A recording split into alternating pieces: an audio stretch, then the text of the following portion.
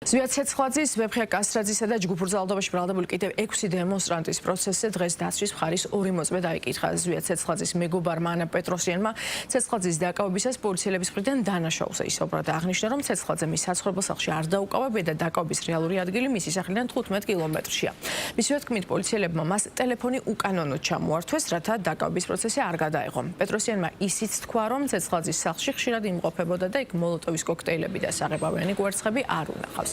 აქციებზე საუბრისას პეტროსიანმა აღნიშნა, რომ ცეცხლაძის მხრიდან პოლიციელებზე თავდასხმას ადგილი არ ქონია, პირიქით მისი მეგობარი აქციის მონაწილეებს ეხმარებოდა. მოწმემ სპეცრაზმელების მხრიდან აგრესიასა და ცეცხლაძის ცემაზეც ისაუბრა და თქვა, რომ დაშვებული ცეცხლაძე პირადად ნახა. დღესვე დაცვის მხარის კიდევ ერთი მოწმე აქციის მონაწილე დავით კაკალაშვილი დაიკითხა, რომელმაც განაცხადა, რომ ბრალდებულმა ნიკოლოზ ჯავახიშვილმა ფეერვერკი არა პოლიციელების მიმართულებით, არამედ ჰაერში გაისროლა. ამასთან დაცვის რამდენიმე მოწმე ბრალდების მხარემ უდავოდ გახადა, რაც იმას ნიშნავს, რომ ისინი აღარ დაიკითხებიან.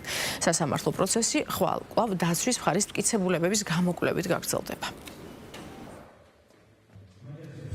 იმ ადგილას, სადაც მოხდა ზვიად ცეცხლაძის შეჩერება, არ მომხდარა ფიზიკურად ზვიად ცეცხლაძის ჩხრეკა.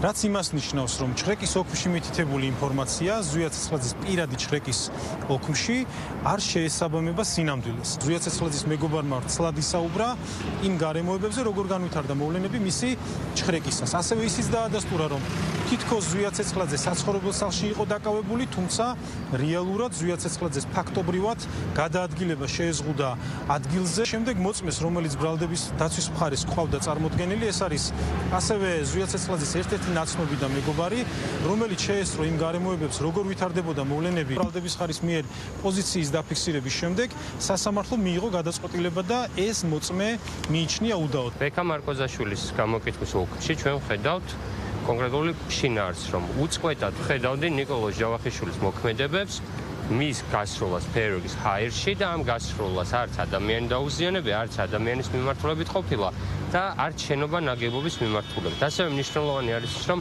აღნიშნული მოწმის დაკითხვას თვითონ ბრალდების მხარემ თქვა უარი, რომ დაეთანხმა ადვოკატს, რომ თქვენ რომ ეს ადამიანი დაკითხეთ, კი, ნამდვილად ესე იყო. ეს იმას ნიშნავს, რომ ბრალდების მხარე ნიკოლოზ ჯავახიშვილის ნაწილში დაგვეთანხმა, რომ ნიკოლოზ ჯავახიშვილი ჰაერში ისვრის და ვინც არ უნდა დაიკითხოს პროცესზე, ვინც რაც არ უნდა თქვას, ამ უდავ მტკიცებულებას, რომელიც თავადვე გახადეს, უდავ ვეღარაფერს ვეღარ უზავენ.